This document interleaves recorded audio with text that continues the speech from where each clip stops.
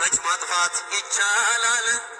እሳትን በእሳት አይቆምም ማህሌት ቅዳሴ ሰዓታት ከሰማዩም በላይ ከሰማዩም በታች ቤተ ክርስቲያን ዛሬም ነገማለች። ሰኔ 25 በዚች ቀን ከ72ቱ አርድእት አንዱ የጸራቢው ዮሴፍ ልጅ ሐዋርያው ይሁዳ በሰማዕትነት አረፈ ይላል ስንክሳር። በማቴዎስ ወንጌል ምዕራፍ 13 ላይ የጌታ ወንድሞች ከሚባሉት አንዱ ነው። ጸሐፍትና ፈሪሳውያን ሰዱቃውያን ምን ይሉ ነበረ? ይሄ የምናውቀው አባቱ ዮሴፍ፣ እናቱ ማርያም፣ ወንድሞቹ ያዕቆብና ይሁዳ ዮሳ አይደሉምን እያሉ ተሰናከሉበት ይላል። እና እንግዲህ መሰናክል ከሆኑት ወንድሞች መካከል የጌታ ወንድሞች ከሚባሉት አንዱ ይሁዳ ነው። ሰኔ 25 ቀን እረፍቱ ነው። ይህ ሐዋርያ በሰማዕትነት ነው ያረፈው ተሰቃይቶ። የጻፈው ደግሞ አንዲት መልእክት ብቻ ናት።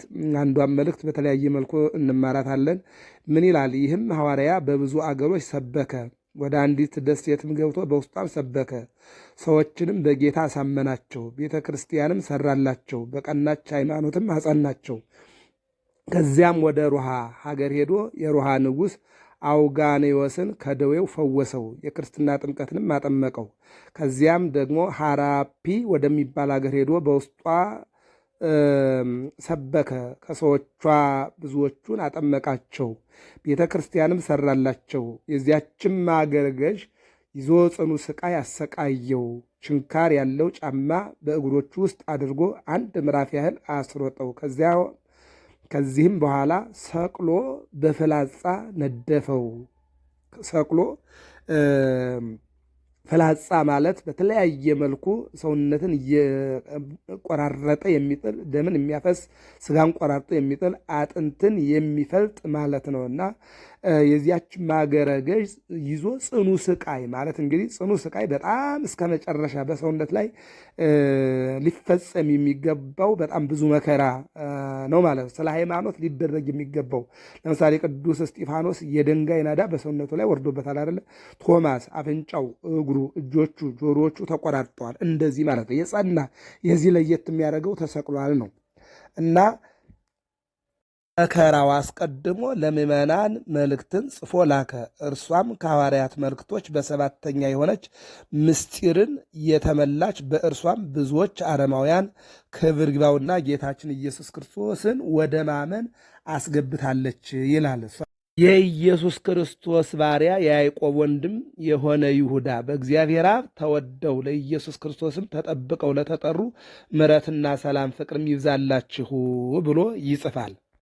ምንድን ነው? ወዳጆች ሆይ ስለምንካፈለው ስለ መዳናችን ልጽፍላችሁ እጅግ ተግቼ ሳለሁ ለቅዱሳን አንድ ጊዜ ፈጽሞ ስለተሰጠ ሃይማኖት እንድትጋደሉ እየመከርኳችሁ ጽፍላችሁ ዘንድ ግድ ሆነብኝ ይላል።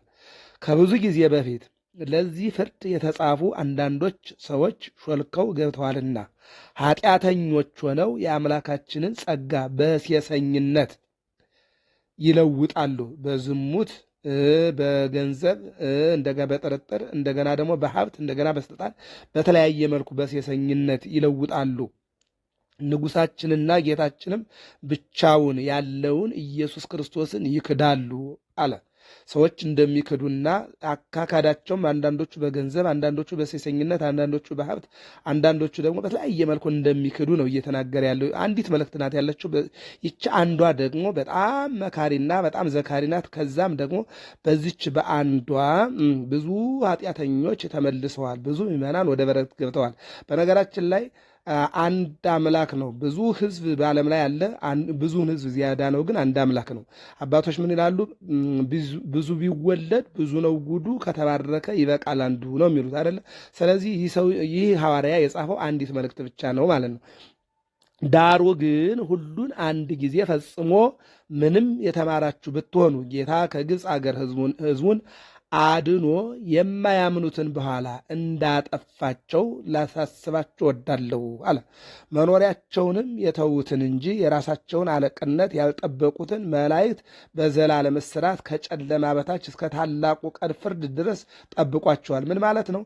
ሕጉን ካላከበሩ፣ ትእዛዙን ካላከበሩ ለመላእክትም ቅጣት ደርሶባቸዋል። ለምሳሌ በዚህ ዮሐንስ ራእይ ምዕራፍ 12 ቁጥር 6 ላይ መላእክትና ቅዱስ ሚካኤልና መላእክት ከዲያብሎስ ጋራ ከዘንዶ ጋራ ከአውሬው ጋራ ተዋጉ ይላል። አውሬው ዲያብሎስ ሳጥናኤል አልቻለም፣ ወደቀ ከነሰራዊቱ። ይሄ ነው መኖሪያቸውን የተዉትን እንጂ የራሳቸውን አለቅነት ያልጠበቁትን መላእክትን ማለት ነው። መላእክት በዘላለም እስራት ከጨለማ በታች እስከ ታላቁ ቀን ፍርድ ድረስ ጠብቋቸዋል። እስከ መቼ? እስከ ዕለተ ምጽአት ድረስ ሕጉን ያልጠበቁት እነዚያን ሳጥናኤልንና የሳጥናኤልን ነገድ ወደ ታች ወርሯቸዋል። ዓለመ መሬት አለ፣ ዓለመ ውሃ አለ፣ ዓለመ እሳት አለ፣ ዓለመ ነፋስ አለ፣ ዓለመ ጨለማ እንጦርጦስ ወደሚባለው ወደዚያ አውርዷቸዋል ነው የሚለው። ጠብቋቸዋል ማለት አስሯቸዋል፣ ጥሏቸዋል፣ አውርዷቸዋል ማለት ነው። እንዲህም እንደነርሱ ዝሙትን ያደረጉና ሌላውን ሥጋ የተከተሉ ሰዶምና ገሞራ በዙሪያቸውም የነበሩ ከተማዎች በዘላለም እሳት እየተቀጡ ምሳሌ ሆነዋል ይላል። ይሄ ሐዋርያ ሲጽፍ ምን አለ?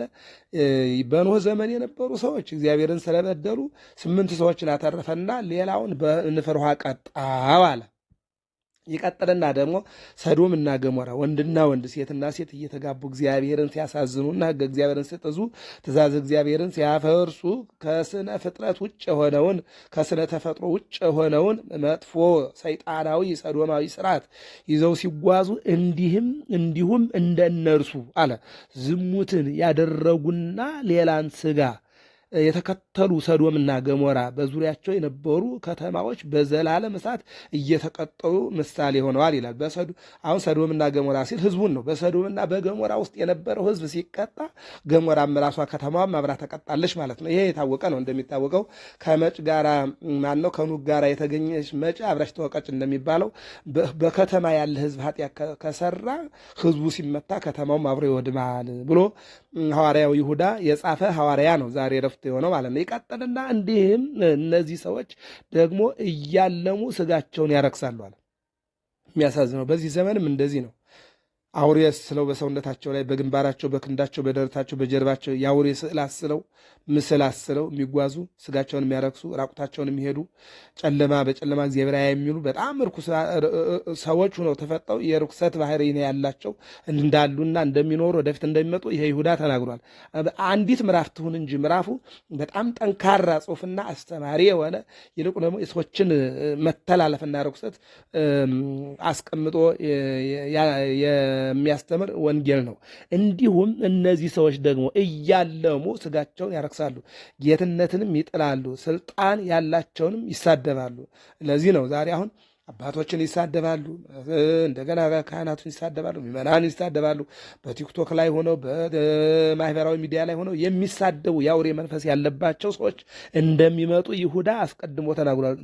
ዛሬ ሰዎች በማህበራዊ ሚዲያ ቢሳደቡ ምን ይደንቃል? አስቀድሞ ለሐዋርያት ተገልጦላቸው ተሳዳቢዎች፣ የሚሳደቡ ክብር ያላቸውን የሚያረክሱ ይልቁንም ደግሞ መላእክት ሊቃነ መላእክትን እንደገና ሰማዕታትን፣ ጻድቃንን፣ ቅዱሳን የሚሳደቡ ክርስቶስን የሚሳደቡ እናቱን ድንግል ማርያምን የሚሳደቡ እንደሚመጡ አስቀድሞ ተናግሮ ነበረ ይላል። ምንድን ነው የሚለው? እንዲሁም እነዚህ ሰዎች ደግሞ እያለሙ ማለት ስጋቸውን ያረክሳሉ፣ ጌትነትንም ይጥላሉ፣ ስልጣን ያላቸውንም ይሳደባሉ። የመላእክት አለቃ ሚካኤል ግን አለ አሁን መሳደብ ኃጢአት እንደሆነ ሊያመጣው ነው ይሁዳ። የመላእክት አለቃ ሚካኤል ግን ከዲያብሎስ ጋር በተከራከረ ጊዜ ስለ ሙሴ ሥጋ ሲናገር ጌታ ይገሥጽህ አለው እንጂ የስድብን ፍርድ ሊናገረው አልፈረድም። ምን ማለት ነው? ይሄ ዘዳግም ምዕራፍ 34 ቁጥር 1 ጀምሮ ስናነብ ሙሴ 430 ዘመን ከእስራኤል ጋር ከቆየ በኋላ የኤርትራን ባህር እግዚአብሔር ከፍሎ ካሻገራቸው በኋላ መናም እንዲወርድ ካደረገ በኋላ ከጥንጫም ውሃ እንዲፈልቅላቸው ካደረገ በኋላ ታቦተ ጽዮንን በሲና ተራራ 40 ቀንና 40 ሌሊት ጸልዮ ይዞ ከወረደ በኋላ እንደገና ደግሞ መልሶም ወጥቶ መጀመሪያ 2 ጽላት በኋላ 4 ጽላት ይዞ ወርዶ በሙሴ ኢያሱን በአሮን አልዓዛርን እግዚአብሔር ሊተካ ፈቃዱ ሲሆን በዚያ በደብረ ናባው ተራራ እንዲቀር የእግዚአብሔር ፈቃዱ ነበርና ምን አለው? ከነአንን ይልቁንም ደግሞ ይችን ታላቅ አገር ኢየሩሳሌምን ከነአንን እንተታው ዛሊመ ወመዓረ ማር የምታፈስ ወተት የምታፈስ ይችን ሀገር አሻግረህ ታያታለህ እንጂ ዳግም ወደ ኢየሩሳሌም አትገባም አለውና ወደ ናባው ተራራ እንዲወጣ አደረገው ነው የሚለው። የዜና ሞቱ ለሙሴ የሚል አንድ መጽሐፍ አለ፣ ጥሩ አድርጎ ይተርከዋል። እና ወደ ተራራው ሲወጣ እዚህ ቀደም ወጥቶ ጽላት ነው ይዞ የወረደው፣ እዚህ ቀደም ወጥቶ በድጋሚ ጽላት ነው ይዞ የወረደው። በሶስተኛም ወጥቶ ለእስራኤል ትስዮም ለሕዝብ ከእስራኤል ወደም ስስሜ ውስተ መጽሐፈ ሕይወት እስራኤልን ከምታጠፋቸው እኔን ከሕይወት መጽሐፈ ደምሰይ ብሎ ነው የወረደው። የዚያን ጊዜ ይቅር አስብሏቸው ማለት ነው። አሁን ግን ወደ ተራራው ሲወጣ ተራራው ላይ ወጣ። ተራራ ሲወጡት ከባድ ነው፣ ከላይ ግን ሜዳ ነው። ሙሴ ከወጣ በኋላ 5 ሰዎች አየ። ጉድጓድ ይቆፍራሉ ለሰው መቅበሪያ ማለት ነው። ጠጋ አለና ምን እያረጋችሁ ነው አላቸው። አንተን የሚያክል ቁመቱም ሰውነቱም አንድ ሰው አርፎ እሱን ልንቀብር መቃብር እየቆፈርን ነው ይሉታል። እንግዳ ስላግዛችሁ ለእኔም ልቆፍርላችሁ አላቸው ነው የሚለው። ሙሴ የዋህ ነው። አዎ ሙሴ የዋህ ነው የሚባለው ለዚህ ነው። የዋህ ሙሴ የእሱ መቃብር እየተቆፈረ ልቆፍርላችኋል። አይ ቁፋሮን እንኳን ጨርሰነዋል፣ ነገር ግን ሜትር ስላልያዝን ወይም ገመድ ስላልያዝን ሰውየው አንተን ስለሚያክል ግባና ሞክርልን። አሁን በዚህ ዘመን መቃብር ገብቶ የሚሞክር ማን አለ? ማን ያምናል? ወንድም ወንድሙንም አያምንም። እንኳንስ አባት ልጁን፣ ልጅ አባቱን አያምንም። ሙሴ ግን የማያውቃቸው ሰዎች 5 ነው ጉድጓድ እየቆፈሩ ሲያገኛቸው ገብተህ ሞክርልን ሲሉት የዋህነቱ ይሄ ነው። እንግዲህ ሙሴ ገባና ገደም አለ። በዚህን ጊዜ እነዚያ ለካም 5ቱ ሰዎች መላእክት ናቸው። ሚካኤል፣ ገብርኤል፣ ሱራፌል፣ ኪሩቤል፣ ዑራኤል ናቸው። 5ቱ መላእክት ናቸው። አሁን ምን አሉት ሙሴን? እንግዲህ ሙሴ ሆይ አሉት፣ አዎ እስካሁን ድረስ እስራኤላውያንን መርተሃል፣ እስራኤላውያን አስታርቀሃል፣ ጽላት፣ ሕግ፣ ትእዛዝ ለአንተ ተሰጥቶሃል። ከዚህ በኋላ በአንተ የሚቀጥለው ኢያሱ ነው፣ ከአሮን የሚቀጥለው አልዓዛር ነው። እዚህ ላይ ያንተ ጉዞ ያከትማል፣ ስጋና ነፍስ ይለያል፣ የሞትን ጽዋ ትጎነጫለህ። ይሄ መቃብር ያንተ መቃብር ነው አሉና አፈር አለበሱት። አሁን ምን ማለት ነው? እስራኤላውያን የሙሴን መቃብር እንዲያዩ አልተፈቀደላቸውም ነው። ለምንድን ነው እስራኤላውያን አጥበው ገንዘው ያልቀበሩት ከተባለ እስራኤላውያን አሻገረን ሙሴ መናወረደልን ውሃ አመነጨልን እያሉ ያመልኩት ስለነበረ ከፈርዖን እጅ አወጣን፣ ከፈርዖን ክንድ አወጣን፣ ከግብፅ ይዞን ወጣ፣ ወደ ከነዓን ይዞን እየተሻገረ ነው። የኤርትራን ባህር ከፍሎ አሻገረን፣ ቢርበን እንጀራ ወረደልን፣ ቢጠማን ውሃ ፈለቀልን እያሉ ያመልኩት ስለነበረ ሙሴ እነሱ ቢቀብሩት እየሄዱ ይሰግዱለትና መቃብሩን ያመልኩ ነበረ። መቃብሩን እንዳያመልኩ እንዳይሰግዱለት የሙሴን መቃብር ከእስራኤል እይታ ውጭ አደረገው እግዚአብሔር። ለዚያ ነው ይህን እንግዲህ ሰይጣን በቅርብ ርቀቱ ነው ይከታተል ነበር። እንደሚታወቀው ጌታ ሲወለድም መላእክት ከሰማይ ሲወርዱ፣ እረኞች ከጫካ ሲመጡ፣ እንስሳት በበረቱ ሲገኙ፣ ሚዳቋን የመሰለች ደግሞ አራዊትን ወክላ ከተራራ ስትመጣ ሰይጣንም የክርስቶስ መወለድ በቤተልሔም አይቶ ነበረ። ነገር ግን ጌታ አስቀድሞ ያውቅ ስለነበረ የቤተልሔምን አጥሯንና ቅጥሯን እሳት አድርጓት ነበርና እሳቱን አልፎ ዲያብሎስ የተወለደውን ሕፃን ማየት አልቻለም። ስላልቻለ ነው ለሄሮድስ ሂዶ ያንተን ንግስና የኔን መኖር የሚያስወግድ አንተንም ስልጣንህ ሊያወርድህ እኔንም በእሳት ሊገርፈኝ ሊያጠፋኝ አንድ ሕፃን ተወልዷልና ለመኖራችን ይህ ሕፃን መገደል አለበት ብሎ ለሄሮድስ ነገረው። ሄሮድስም ከነሰራዊቱ ተነስቶ አሳደደው። ወደ ግብፅ ወደ ኢትዮጵያ ተሰደደ። 3 ዓመት ከ6 ወር ተሰዶ ሄሮድስ ሲሞት በናዝሬት አድጎ በ30 ዓመቱ ተጠምቆ 3 ዓመት ከ3 ወር አስተምሮ በቀራንዮ ተሰቅሎ በጎልጎታ ተቀብሮ በ3ኛው ቀን ተነስቶ በ40ኛው ቀን ወደ ሰማይ አድርጓል። በ50ኛው ቀን ለሐዋርያት መንፈስ ቅዱስ ልኳል ማለት ነው። ስለዚህ የክርስቶስን መወለድም አይቷል። ሰይጣን መንፈስ ነው። ቅዱስ መልአክ አይባልም፣ ርኩስ መልአክ ነው። ብርሃናዊ መልአክ አይባልም፣ የጨለማው መልአክ ነው የሚባለው እንጂ ረቂቅ ነው፣ ነፋስ ነው፣ ያውቃል። ሁሉን ነገር የሚደበቀው ነገር የለም ማለት ነው። ስለዚህ የሙሴን መቃብር ያውቅ ስለነበረ ላዘኑት ለእስራኤል ሄደና የምትሰግዱልኝና የምታመልኩኝ ከሆነ የሙሴን መቃብር ላሳያችኋልና ያልተፈቀደላቸው ለእስራኤላውያን ሊያሳያቸው ይዟቸው ሲሄድ ቅዱስ ሚካኤል መንገድ ላይ ጠበቀው ነው። አያችሁ ሁልቁ ምዕራፍ 22 23 እስራኤላውያን 600 ሺህ ሆነው ከግብፅ ወጥተው ወደ ከነዓን ሲሻገሩ ባላቅ የሚባል አንድ ባለስልጣን አያቸው። እንዴ እንደ ሰማይ ከዋክብት እንደ ምድር አሸዋ ቁጥራቸው የበዛ እነዚህማ በአገሬ ላይ ከሰፈሩ እኔን አስወግደው ስልጣኔን ይቀሙኛል አለና በለዓምን አምጦልኝ፣ ይርገምልኝ፣ ይግደልልኝ፣ ያጥፋልኝ አለና በለዓምን ሲያስመጣው ቅዱስ ሚካኤል መንገድ ላይ ጠበቀው ይላል። ጠበቀና መንገድህ ጠማማ ነው፣ ልቋቋምህ መጣው እስራኤልን እግዚአብሔር ባርኳቸዋል። እግዚአብሔር የባረካቸውን አንተ ልትረግም መጣሃልና እየሄድክ ነውና ጠማማ ነህ አለው። ከዚህ በኋላ ልመለሱ ያለው አትመለስም። አንድ ጊዜ ወጣሃል ሂድ ብሎሃል እግዚአብሔር። መጀመሪያ አትሂድ ብሎሃል። ሁለተኛ ልሂድ ብለህ ለምን ጠየቅከው? አንተ ስልጣን ፈልገህ ነው። አንተ ብር ፈልገህ ነው። አንተ እውቅና ፈልገህ ነው። ስለዚህ እግዚአብሔር ደግሞ ይህን ሁሉ ያውቃል። አሁን መሄድ ትሄዳለህ፣ ነገር ግን እግዚአብሔር ያለህን ብቻ ታደርጋለህ። እግዚአብሔር አድርግ ያላለህን እንዳታደርጋለው ሄደ። ከዚህ በኋላ እግዚአብሔርን ጠየቀው። እግዚአብሔር ሲጠይቀው ባርካቸው ተመለስ እንዳትረግማቸው አለው። ባርኳቸው ተመለሰ ነው። በአጭሩ ግን ሰይጣን በሰዎች ላይ አድሮ ሰዎችን ሊያስረግምና ሊያስገድል ይጓዛል። ለሰው ያልተፈቀደውን ደግሞ ሰይጣን ለሰዎች እንዲህ አደርግላችኋለሁ፣ ስገዱልኝ፣ አምልኩኝ ይላል። ይሄ ነው እንግዲህ ይሁዳ የጻፈልን የዛሬው ሰኔ 25 ቀን ዕረፍቱ የሆነው ይሁዳ። የመላእክት አለቃ ሚካኤል ግን ከዲያብሎስ ጋር በተከራከረ ጊዜ ስለ ሙሴ ሥጋ ሲነጋገር ጌታ ይገሥጽህ አለው እንጂ የስድብን ፍርድ ሊናገረው አልደፈረም። እነዚህ ግን የማያውቁትን ሁሉ ይሳደባሉ። አየው፣ እነዚህ ግን የማያውቁትን ሁሉ ይሳደባሉ። ይሄ የዘመኑ ትውልድ ማለት የማያውቀውን ዝም ብሎ አይቼ ጠላሁ ስላየው ሰደብኩ የሚል ነገር ማለት ነው።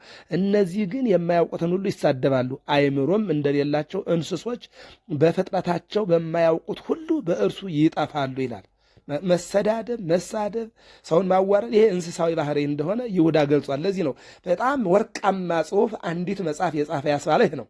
እነዚህ ግን አለ የማያውቁትን ሁሉ በቃ ዝም ብሎ ሰው ከሆነ ሰው መሳደብ፣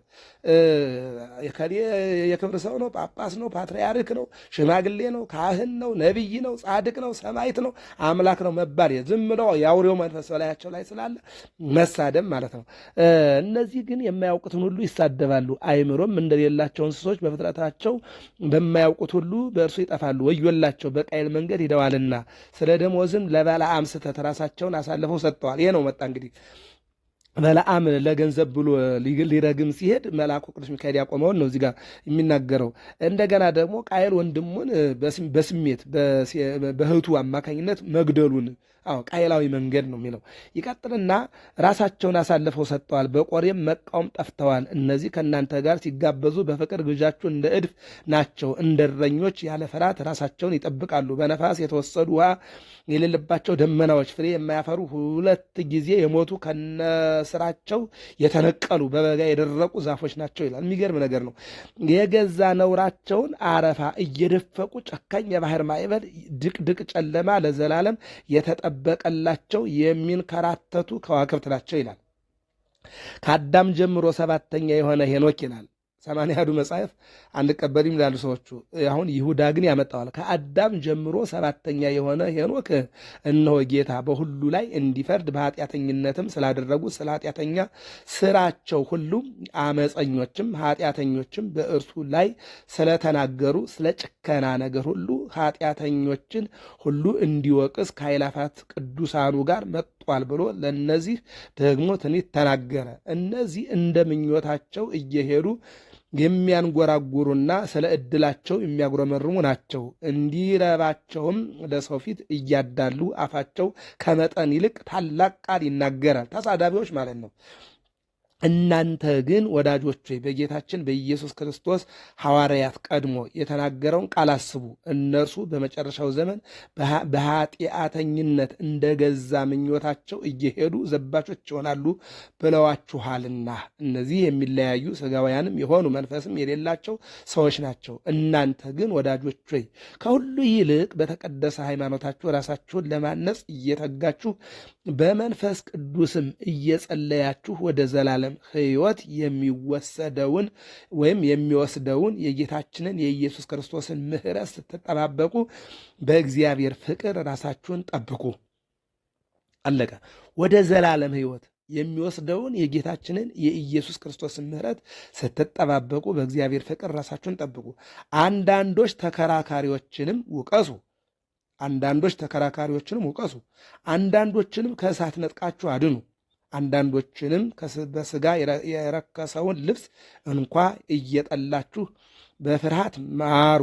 ሳትሰናከሉም እንዲጠብቃችሁ በክብሩም ፊት በደስታ ነውር የሌላችሁ አድርጎ እንዲያቆማችሁ ለሚሽለው ብቻውን ለሆነ አምላክና መድኃኒታችን ከዘመን ሁሉ በፊት አሁንም እስከ ዘላለም ድረስ በጌታችን በኢየሱስ ክርስቶስ ክብርና ግርማ ኃይልም ስልጣንም ይሁን ይላል ይሁዳ። እንግዲህ ይሁዳ በመጠቅለያው ጌታችን መድኃኒታችን ኢየሱስ ክርስቶስ ከድንግል ማርያም ሲወለድ ከቤተ መቅደሱ ወጣ። እመቤታችን በ12 ዓመቷ ጥቅል ዓመቷ 15 ነው። አይሁድ ከቤተ መቅደስ ሲያስወጧት በዮሴፍ ቤት ነው የገባችው። በዮሴፍ ቤት ያዕቆብ፣ ይሁዳ፣ ዮሳ የሚባሉ እናታቸው የሞቱባቸው ልጆች አሉ። እነዚህ ልጆች ዮሴፍ ነጋዴ ነው፣ ይነግዳል ወዲያና ወዲህ እያለ ያሳደገች እመቤታችን ናት። አብረው ስላደጉ የጌታ ወንድሞች ይባላሉ ማለት ነው እንጂ ድንግል ማርያም የወለደችው አንድ መድኃኔ ዓለም ኢየሱስ ክርስቶስ ብቻ ነው። የጌታ ወንድሞች የተባሉት አብረው ስላደጉ ነው ማለት ነው። በሌላ መልኩ ሁሉም የጌታ የሚባለው ማለት ነው። እሱ ተናግሮታል በማርቆስ ወንጌል ምዕራፍ 3 ላይ ምን ይላል? ወንድሞችህ እናትህ አባትህ ይጠሩሃል ሲሉት ወንድሞቼ እነማን ናቸው? እናቴስ ማን ናት? አባቴስ ማን ነው? እህቶቼስ እነማን ናቸው? አለና መልሶ ሲጠይቃቸው ሁሉም ፈሩና ዝም አሉ።